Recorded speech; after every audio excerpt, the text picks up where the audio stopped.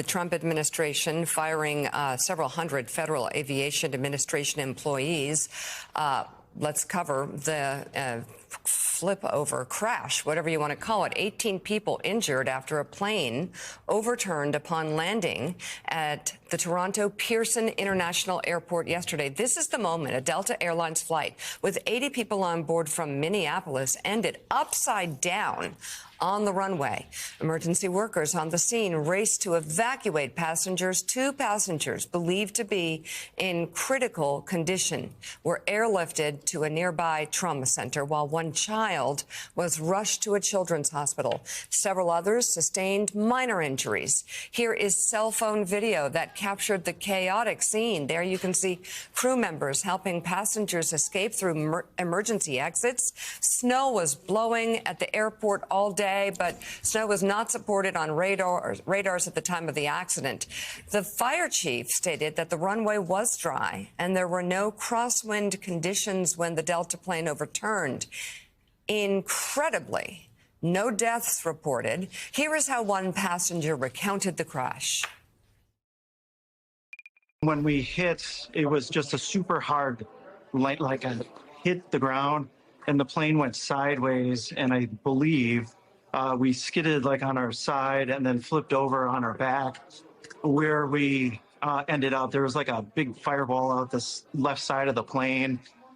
And when we got finished, it was I was upside down. Everybody else was there as well.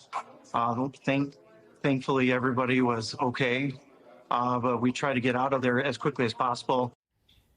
Thankfully, everybody was okay, Mika. I mean, yeah. But this, following up on what you were saying earlier today, I mean, there obviously, earlier this morning, there's obviously great concern about the safety of flying right now, given the accidents that have happened. The Federal Aviation Administration said the Washington Post this morning, let go hundreds of technicians and engineers just weeks after a midair collision miles from the White House killed 67 people, eliciting promises from Trump officials to improve air safety, workers said in interviews. It's something that we've been talking about on this show since COVID, since after COVID, and something that we've been hearing about and reporting on.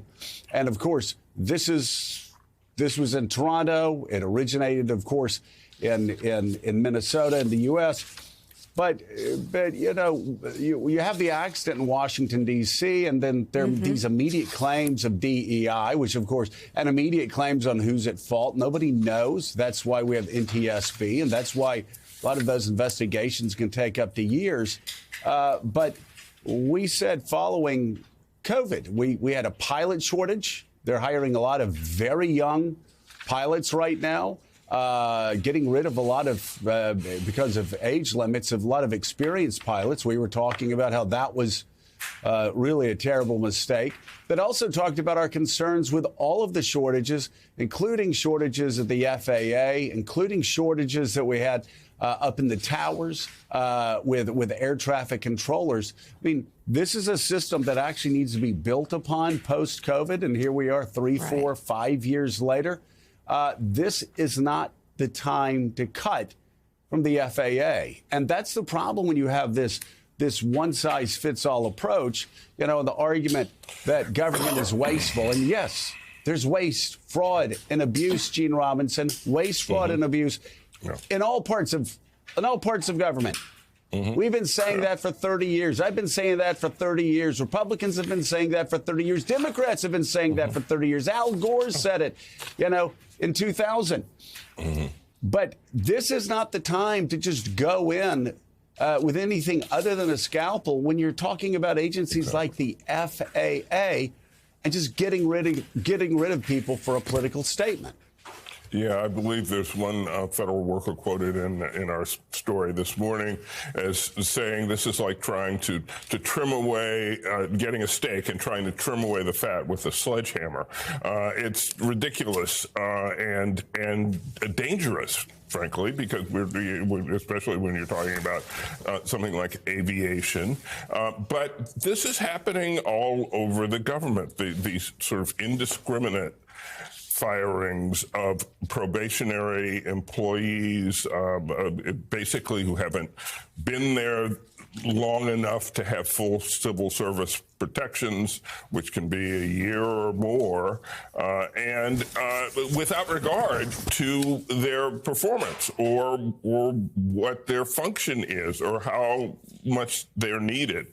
It is a mess, and it is going to take some time to straighten out. You saw the other day that DOGE got rid of a bunch of the workers who are responsible for our nuclear weapons and making them safe, and then had to quickly try to rehire them because they shouldn't have been fired in the first place. This is, and I think that's happening all over the government. Waste, fraud, and abuse, yes, but do it with a scalpel, not a sledgehammer. And lawfully. We're going to get to Anand Giridharadas on more on this, but first, let's talk about the crash itself and this issue with NBC News aviation analyst John Cox. He's a former pilot and accident investigator with more than 20 years' experience on the topic of the FAA firings. The union says these firings didn't account for the already understaffed workforce, mission-critical needs, and public safety. Do you have any insight, and you may not, as to whether or not these firings could impact safety within the FAA? I think from what I've heard, some of the people that were released were maintenance workers. We have an older system within the U.S. As far as the electronics, the radar systems and so forth, and it requires a lot of maintenance. So I'm a little concerned that we have the number of maintainers that we need. I think the impact would be not so much on safety as capacity. So if the system can't accept all the airplanes that need to go from one city to another, it's going to have an operational impact. So I think that's going to be the first place that we see anything. John, let's talk about the crash yesterday in Toronto. And I think you'll remember, like me, we were probably about the same age. I always, whenever I'm looking at gusts in the 30s, yesterday gusts up to 39 miles an hour. I go back to that 1980s crash in Dallas-Fort Worth, the wind shear crash that shoved the Delta jet into the ground. I'm not saying this is the same thing. I'm just talking about windy conditions, and I'm always concerned about wind gusts. I saw wind gusts yesterday going up to 39 miles an hour yesterday. Do you think that could have been, as you look at the facts, and we're, of course, just seeing through a glass darkly right now, are you concerned primarily about wind or possible ice on the runway? I don't think ice on the runway. Toronto is an extremely good airport about snow removal. So I don't think we're going to see much in the way of ice problems there. As for the wind, it was gusty, it was windy, but these are conditions that professional pilots fly in regularly. The crosswind there was some crosswind there. But here again, these are skills that pilots have. We will learn what actually happened here. The fact that right wing is missing, I think, is a very key element for the investigators to look at. What caused that wing to come off and separate? This airplane is a veteran airplane. It's been in service for decades. So it's well built. It's well certified. So what happened here, I think we'll know in short order, because I think they'll get the flight recorders, both of them. I think they'll get them today. I think it was a CR900, and yeah, they have a very good safety record. I wanted to ask you though, a plane landing, could a plane like a Canadian regional jet going down a runway landing, if it were hit by 40-mile-an-hour gust of wind, could that flip a plane over itself? No. Okay. No. The fact that when you think about it, the airplane was landing in the neighborhood of about 120, 130 knots. So even an 8 or 10 knot gust is not going to dramatically affect the lift on the wing asymmetrically. So no, that in itself is not going to cause it. Whether the wing dipped and potentially struck the runway, that's something that's a possibility that they will look at. But here again, the bank angle will be recorded by the flight data recorder, and that will tell exactly what happened here.